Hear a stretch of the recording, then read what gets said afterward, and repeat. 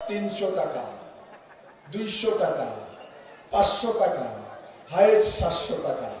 এবার আমি বলি, এই 300 টাকা যে ভাতাগুলো, এটি কেন্দ্র সরকারের সোশ্যাল ওয়েলফেয়ার মিনিস্ট্রি, সেগুলো 300 টাকা কেন্দ্র সরকার দিত।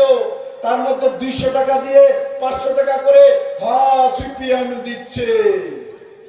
আর তার কীর্তন করত এই আশিস সাহা, আর বাকিটার নাম লইতে আমার ইচ্ছা হয় না, তার জোড়া। এরা কীর্তন করতো এদের জন্য। আর ভারতীয় জনতা পার্টি সরকার আসার পর বিপ্লব দেব, ডক্টর মানিক সাহেব বলতে পারে যে আমরা 500, 300, 400, 700 টাকার ভাতাকে এক যুগে 1000 টাকা আর তারপর 2000 টাকা করে ভাতা দেওয়ার ব্যবস্থা ভারতীয় জনতা পার্টি সরকার করেছে। যদি বলি জনজাতিদের জন্য, জনজাতিদের জন্য বলি, কি করেছেন জিতেন বাবু? আপনি তো খুব জনজাতি। এসটি সিটে দাঁড়ানোর হিম্মত নাই তাদের।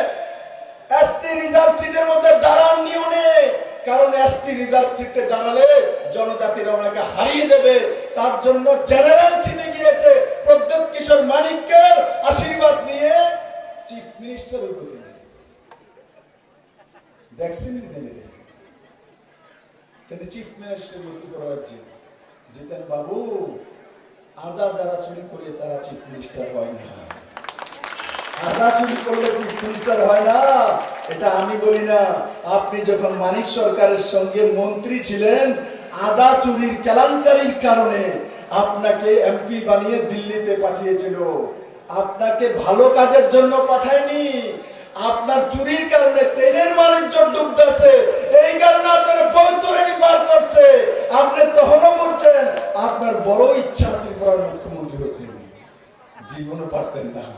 আর মানিক বাবু, আপনার শেষ ডুবনটা সে ডুবাবে। কারণ কি? আপনার কারণে সে মুখ্যমন্ত্রী হতে পারেনি। এই কারণে আপনার যে মান ইজ্জতটা কামিয়েছেন, সেগুলি ডুবিয়ে গোমতী নদী দিয়ে এই গামারিয়া থেকে সিধা বাংলাদেশ হয়ে বঙ্গোপসাগরে মানিক সরকারকে বিসর্জন করার ব্যবস্থা করেছিল। আর জনজাতির জন্য যেটা বলছিলাম, কি করেছে জিতেন চৌধুরী? কি করেছে মানিক সরকার? কি করেছে কমিউনিস্টের জনজাতি নেতারা, গণমুক্তি পরিষদের নেতারা বানিয়েছে গণমুক্তি পরিষদ? কি দিয়েছে ভারতীয় জনতা পার্টি? বিপ্লব দেব বলতে পারে 2018 সরকার করার পর 1300 কোটি টাকার স্পেশাল প্যাকেজ এডিসির জন্য আনার ব্যবস্থা এডিবি থেকে যদি কেউ করেছে, নরেন্দ্র ভাই মোদী, ভারতীয় জনতা পার্টি আইপিএফটি ত্রিপুরা মাতার সরকার করেছে। কংগ্রেসরা করতে পারেনি মেরে মিত্র, সিপিএমও করতে পারেনি। তাই মেরে মিত্র, তার জন্য আমি বলে, এই ত্রিপুরা রাজ্যের মধ্যে ভারতীয় জনতা পার্টি, আইপিএফটি, ত্রিপুরা মাথা, এরা তিন পার্টি মিলে আজকে 2024 নির্বাচনে মাননীয় প্রধানমন্ত্রী নরেন্দ্র ভাই মোদীকে প্রধানমন্ত্রী বানানোর জন্য এক যুগে, এক দিশাতে, এক নিশানে, একই মন্ত্র, নরেন্দ্র ভাই মোদী, নরেন্দ্র ভাই মোদী, নরেন্দ্র ভাই মোদী। নরেন্দ্র ভাই মোদীকে প্রধানমন্ত্রী কেন? নরেন্দ্র ভাই মোদীকে প্রধানমন্ত্রী কেন? আমি আপনাদেরকে এক এক করে জিজ্ঞাসা করব। মেরে মিত্র, আমাদের মধ্যে এসে পৌঁছেছেন আমাদের মহারাজা প্রদ্যোৎ কিশোর মানিক্য। মেরে ভাই মহারাজ প্রদ্যোৎ কিশোর মানিক্যকে আমি মঞ্চে স্বাগত জানাচ্ছি। আপনি এখানে চলে আসুন। মেরে মিত্র,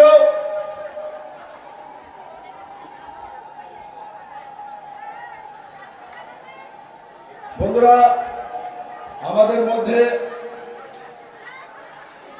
মহারাজ প্রদ্যোৎ কিশোর মানিক্য, ত্রিপুরা মাতা ফাউন্ডার, মহারাজ কিরিট বিক্রমের ছেলে এবং মহারাজ বীর বিক্রম কিশোর মানিক্যের নাতি মহারাজ প্রদ্যোৎ কিশোর মানিক্য और मेरा दोस्त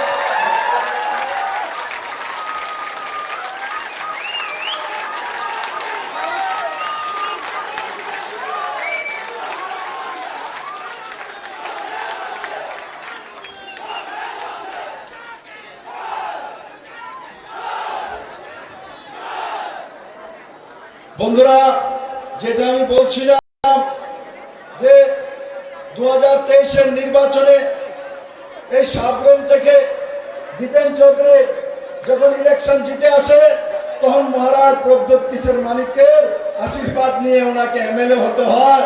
আর আজ উনি বলেন যে ওখানে যে মহারাজ প্রদ্যোৎ কিশোর মানিকের বোন, আমার বোন কৃতি দেবী দেববর্মা যে প্রার্থী হয়েছেন, উনি ঘুরে বেড়াচ্ছেন। কি বলছেন?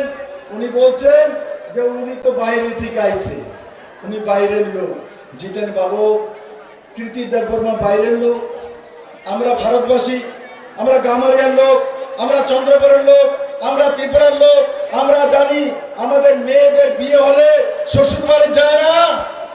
মেয়ের বিয়ে হলে কোথায় যায়? মেয়ের বিয়ে হলে কোথায় যায়? শ্বশুর বাড়ি যায় তো? যায় না। জিতেন বাবুকে শ্বশুর বাড়ি গেলে বলে আরেক দেশে গেছে।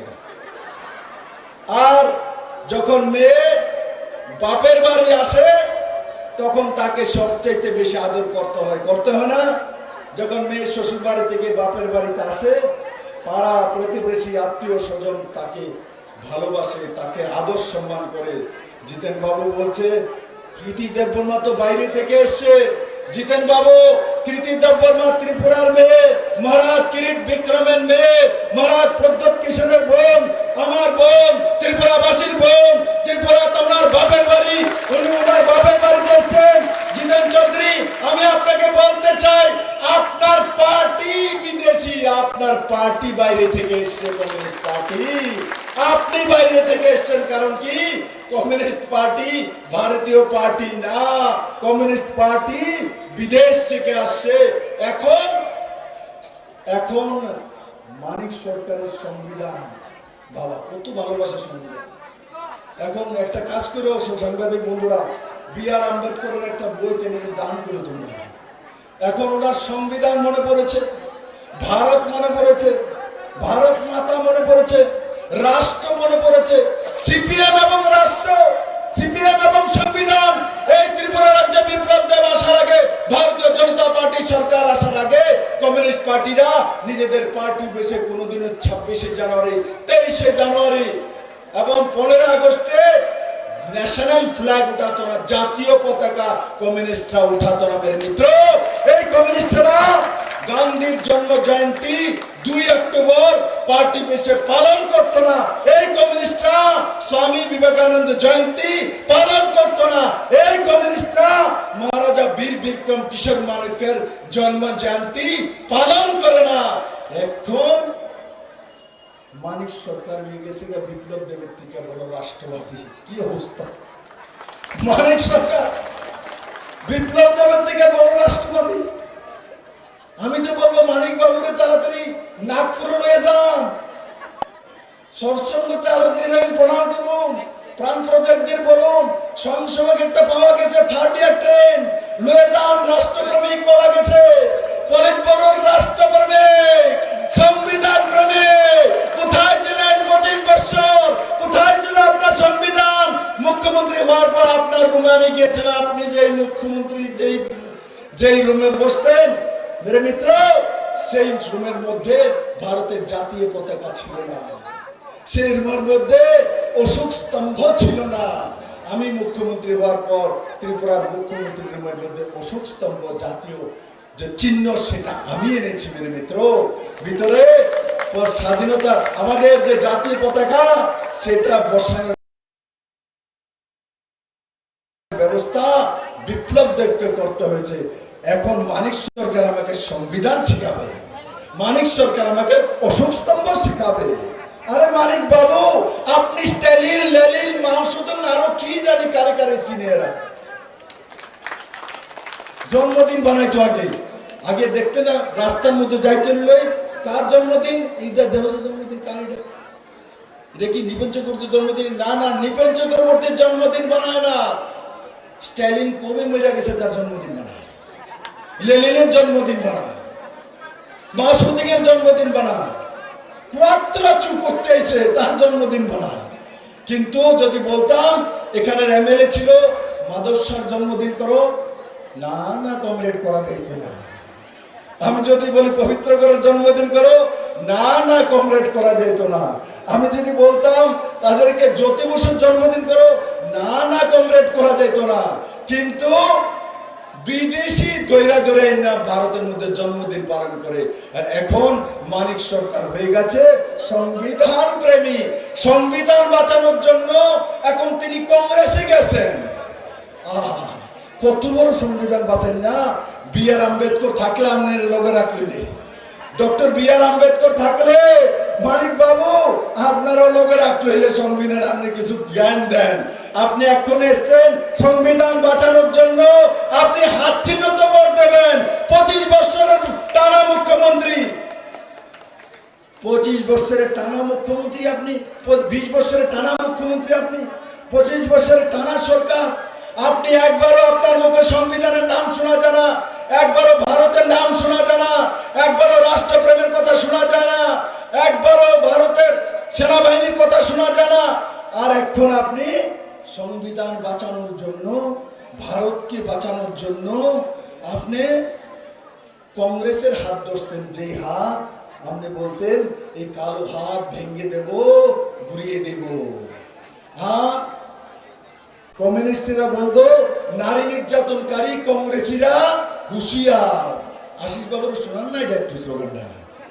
আশিস বাবুর সঙ্গে বসে একবার বলেন নারী নির্যাতনকারী জোট সরকারের কংগ্রেসীরা হুঁশিয়ার। আর কংগ্রেসীদেরকে বলতো কমিউনিস্টরা কংগ্রেসের চামড়া তুলে নেব আমরা। এবার তুলো আশিসরা চামড়া, তুলো তুলো তুলো চামড়া তুলো। আরে ত্রিপুরাবাসী তোমাদের ম্যাজিক দেখছে, সার্কাস হয়ে গেছে সার্কাস। কেউ আর সার্কাসে যাবে না, ত্রিপুরার মানুষ এদেরকে দেখবে, টিকিট লাগবে না। যাও এদের ফটো দেখো, সার্কাসের মতো হয়ে গেছে মানিক বাবু। এই ত্রিপুরা রাজ্যের মানুষ মাফ করবে না আপনাদেরকে। এই ত্রিপুরার যতগুলি রাজনীতিক খুন হয়েছে এরা তাদের পরিবারের লোক আপনাদের মাফ করবে না। আর এখন তো কি বলছে যে রাজনৈতিক খুনগুলি হয়েছে সেগুলি তো কার্যকর্তারা নিচে নিজেদের কারণে খুন হয়েছে, তাদের কারণে খুন হয়নি। তারা বলেনি খুন করার জন্য। মেরে মিত্র, এই সিপিএম যখন 94 এসেছিল, এই তুলাকোনার সুভাষ গণকে 150টা কুড়ালের কূপ দিয়ে মেরেছে, 150টা কুড়ালের কূপ দিয়ে মেরেছে। ভারতীয় জনতা পার্টির সরকার আসার পর 2018-তে কোন কমিউনিস্ট বলতে পারবে যে একটা পলিটিক্যাল খুন ভারতীয় জনতা পার্টির কোন কার্যকর্তা কোন জায়গায় করেছে? বলতে পারবে মানিক সরকার, বলতে পারবে জিতেন সরকার, জিতেন চৌধুরী?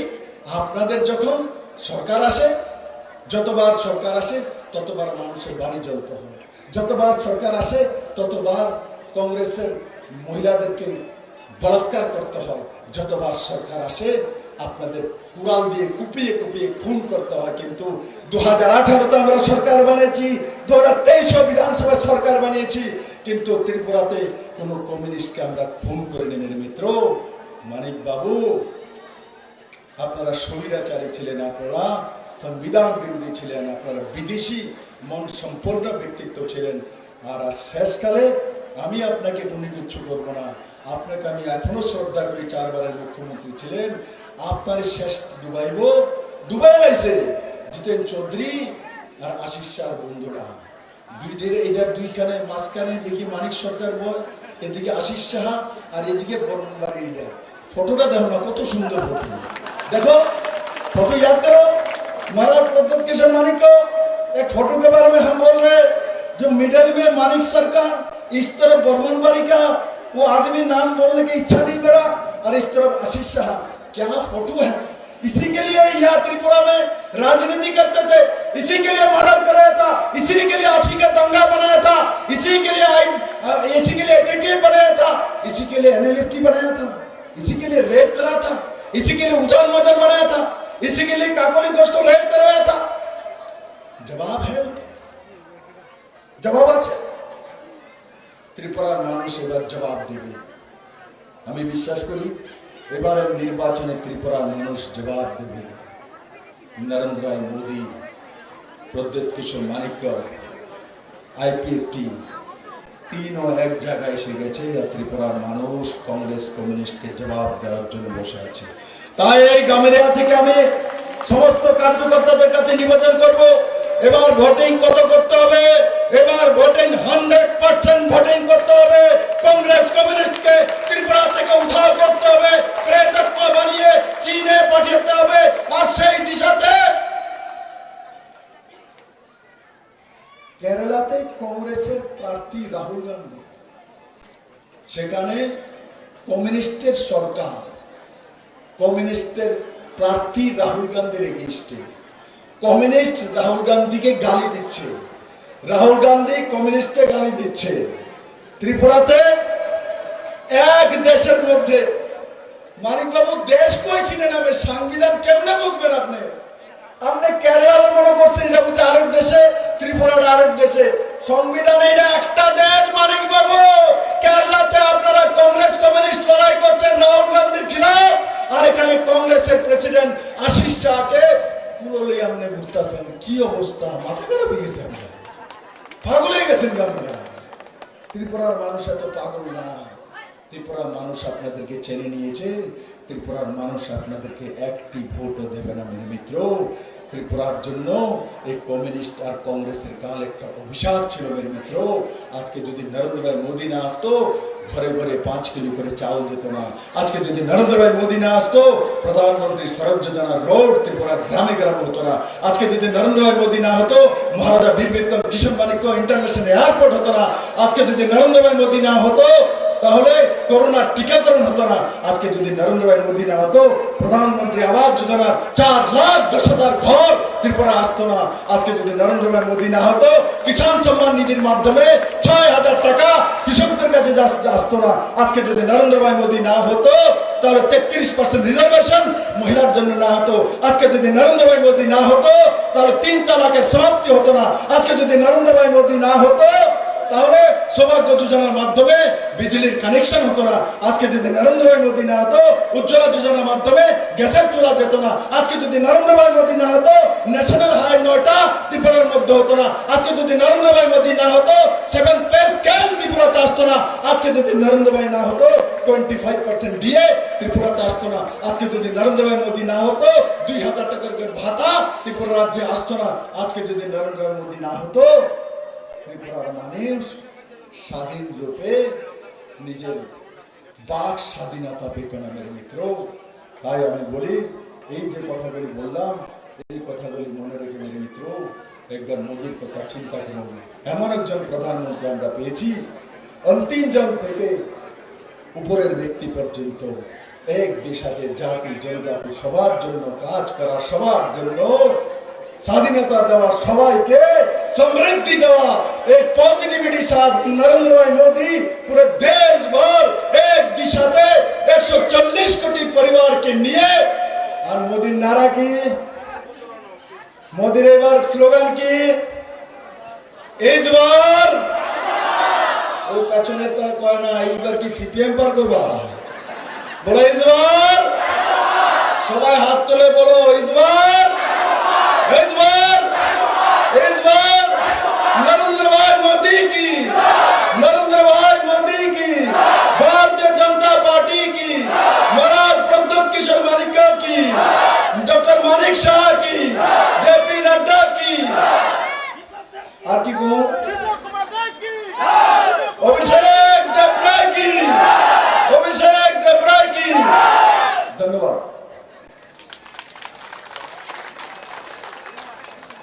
অসংখ্য অসংখ্য ধন্যবাদ মূল্যবান আলোচনা তুলে ধরার জন্য। পশ্চিম ত্রিপুরা লোকসভা আসনের ভারতীয় জনতা পার্টি মনোনীত